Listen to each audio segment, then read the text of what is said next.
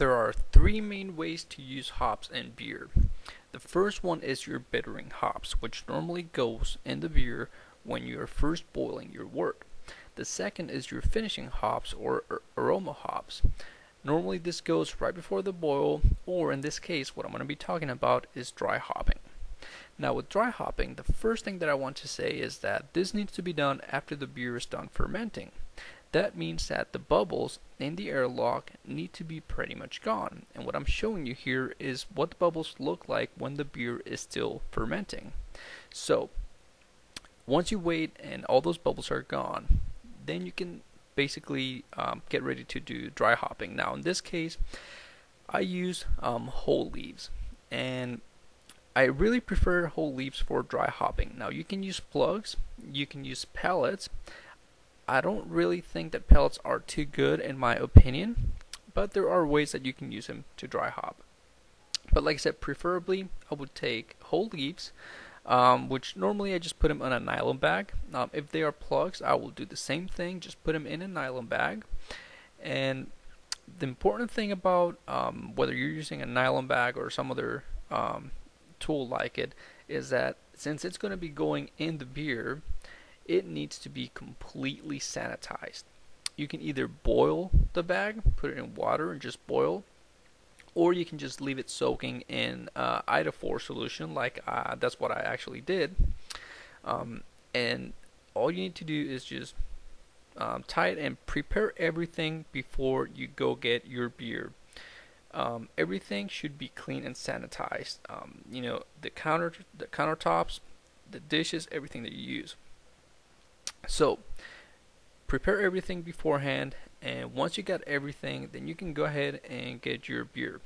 Now in my case, I have my beer fermenting in a cooler, that way I can control the temperature during the fermentation time. And like I said, you want to wait until the activity in the airlock is gone, so you can see that there's no air bubbles on my airlock anymore. Now this isn't really the best indication of activity being done, but when you do things right, you should see this come pretty good in about 8 days. I think is what I left. Now it was like 9 days before I dry hop my beer. Once you're done with that, you go get your beer. You just place your bag into your secondary bucket, and again, everything should be set up to minimize exposure of oxygen with the beer.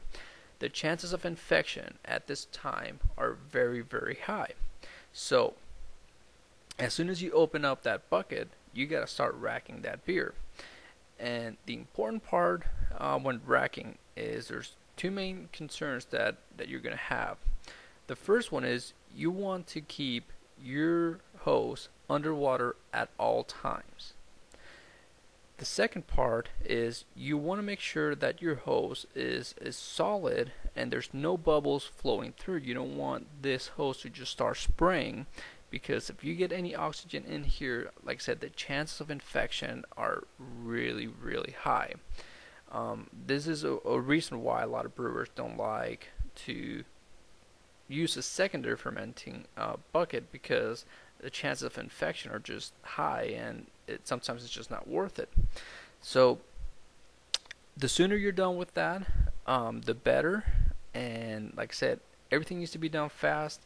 There's really not a whole lot to dry hopping other than just putting your bag into your secondary, and then you go back and just put it back where it was at a controlled temperature place, and you're gonna leave it there for about 4 or 5 days, depending on how much you're wanting to dry hop. Sometimes you can leave it up to 7 days depending on what you're doing, and that's pretty much it. I mean, there's not really a whole lot to it. So if you want to get more information, check out the videos of the entire brewing process.